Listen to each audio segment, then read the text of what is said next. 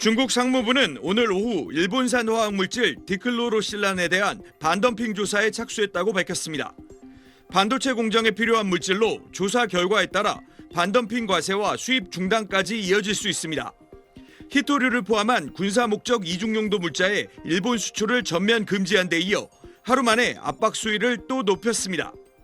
어제는 수출, 오늘은 수입 분야에서 일본을 향해 칼을 빼든 겁니다. 중국 외교부는 일본이 중국 내정에 간섭했고 무력 위협까지 가했다면서 연이은 조치의 배경이 선을 넘은 일본 때리기라는 점을 숨기지 않았습니다.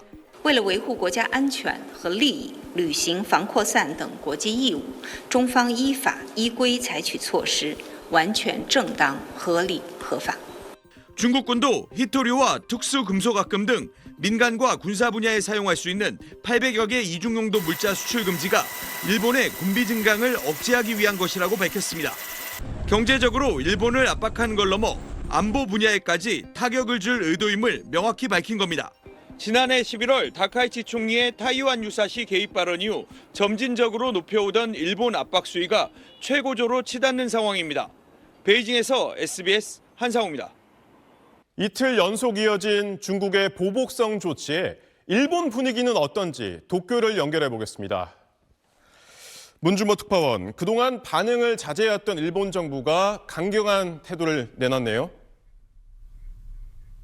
네, 그렇습니다. 오늘 관방장관의 회견 내용 먼저 들어보시죠.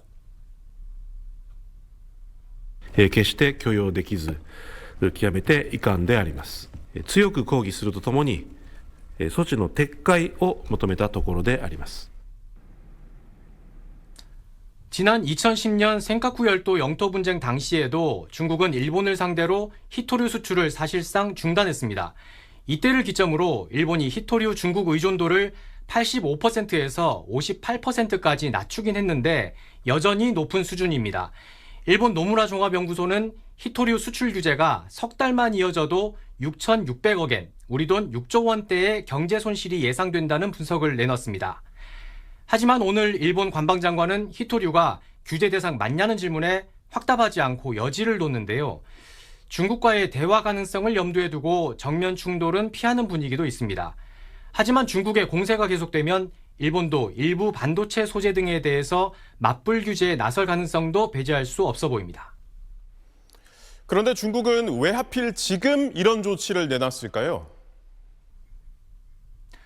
네, 다카이치 총리가 타이완 유사시 발언을 한 게 오늘로 딱 2달이 됐는데 왜 하필 지금이냐는 게 일본 정부가 당황해하는 부분이기도 합니다.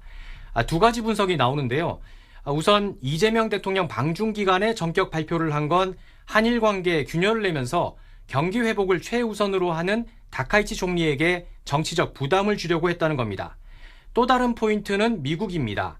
최근 베네수엘라에 대한 군사작전 때문에 미국이 국제적인 비판을 받고 있는데요. 이런 상황에서 트럼프 대통령이 중국이 자원을 무기화하는 걸 비판할 수 있겠느냐는 겁니다. 다카이치 총리는 오는 4월 미중 정상회담이 열리기 전에 자신이 트럼프 대통령을 먼저 만나기로 했으니 이때 미국과 해결책을 모색해 보겠다는 계획입니다. 도쿄였습니다. 그제 열린 한중 정상회담의 비공개 부분에서 중국은 중일 갈등에 관한 자신들의 입장을 우리 측에 적극적으로 개진한 걸로 SBS 취재 결과 확인됐습니다.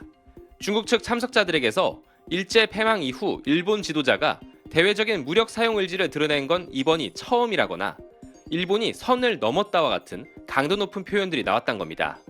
특히 일본이 중국의 단호한 의지를 과소평가하고 있다는 취지의 언급도 있었던 걸로 파악됐습니다. 이런 발언들은 사실상 한국이 중국 입장을 지지해주거나 적어도 중립을 지켜달라는 뜻이 담긴 걸로 해석됩니다. 중국 측이 공개한 회담 발언에서 시 주석이 중국과 한국은 일본 군국주의와의 싸움에서 승리하기 위해 막대한 국가적 희생을 치렀다며 2차 세계대전 승전 결실을 지키고 동북아 평화, 안정 수호를 위해서 협력해야 한다고 밝힌 대목도 같은 맥락으로 풀이됩니다. 오늘 순방 기자간담회에서 중일 갈등에 대한 질문이 나오자 이 대통령은 이런 비유를 들었습니다. 어른들도 실제 이유가 있어서 다툴 때 옆에 끼어들면은 양쪽으로부터 미움받는 수가 있는데 그러면서 중일 양국이 원만하고 신속하게 잘 해결하길 바란단 말도 덧붙였습니다. 정말 우리의 역할이 필요할 때, 또 실효적일 때 의미 있을 때 하겠지만 지금은 우리가 할 수 있는 게 매우 제한적으로 보여집니다. 이재명 대통령의 이런 입장은 중일 갈등이 고조되는 상황에서 어느 한쪽에 치우치지 않고 우리 국익을 최우선으로 하는 실용 외교 기조를 이어가겠다는 뜻으로도 풀이됩니다. 상하이에서 SBS 강민우입니다. 한중 정상회담 내용은 외교부 출입하는 김하영 기자와 더 자세히 짚어보겠습니다. 김 기자, 이재명 대통령의 이번 국빈 방중 총평해보면 어떤 성과가 있을까요? 네, 이재명 대통령은 올해를 한중 관계 전면 복원의 원년으로 삼겠다고 했습니다. 이번 방중의 가장 큰 성과는 이런 양국 관계 개선의 분위기와 흐름을 정상 차원에서 재확인했다는 데 있을 겁니다. 한알령이나 서해 구조물 등 양국 간의 까다로운 이슈들의 경우에는 양국 공동 합의문 같은 명문화된 해결책은 안 나왔습니다. 하지만 이런 이슈들을 실무 차원에서 계속해서 협의해 나가기로 한 것 자체는 충분히 평가할 만하고요. 각종 양해각서 체결로 경제협력의 동력을 추가로 확보한 것 역시 눈에 띕니다. 네, 그리고 이 대통령은 오늘 방중 마지막 일정으로 상하이 임시정부 청사를 방문했네요. 네, 그렇습니다. 올해는 백범 김구 선생 탄생 150주년입니다. 네. 이 대통령은 오늘 오후 상하이에 있는 임시정부 청사를 둘러봤고요. 김구 선생 흉상에도 헌화했습니다. 이 대통령 그제 정상회담에서 한중 양국은 국권이 피탈됐던 시기에 국권 회복을 위해서 서로 손을 잡고 함께 싸웠던 관계라면서 양국 공통의 항일 투쟁의 기억을 소환했는데요. 방중 마지막 날 임정청사 방문도 중국과의 관계를 염두에 둔 행보로 풀이가 됩니다. 네, 이 중일 갈등 속에 이뤄진 이번 중국 방문, 어떤 발언들이 주목받고 있나요? 네, 먼저 시진핑 주석의 그제 발언부터 짚을게요. 한국이 역사의 올바른 편에 서야 한다고 했는데 사실상 일본 견제에 동참해달라는 취지로 읽혔습니다. 네. 오늘은 이 대통령이 이 발언에 대해서 이렇게 말했습니다. 먼저 들어보시죠. 저는 그 말씀을 공자 말씀으로 들었죠. 착하게 잘 살자. 특정 사안에 염두에 둔 것이라면 저로서야 뭐 특별히 또 거기 반응할 필요를 못 느꼈습니다. 네, 한국이 일본 편에 일방적으로 서지는 않겠지만 그렇다고 해서 중국 손을 들어주지도 않겠다는 뜻을 내비친 것으로 해석할 수 있겠습니다. 중일 갈등 사이에서 일정한 거리 두기를 하겠다는 거죠. 이 대통령은 이달 중에 일본에서 다카이치 총리와도 정상회담을 할 예정인데요. 중국은 이 한일 정상회담의 결과도 상당히 주시할 것으로 예상이 됩니다. 네, 김하영 기자 잘 들었습니다.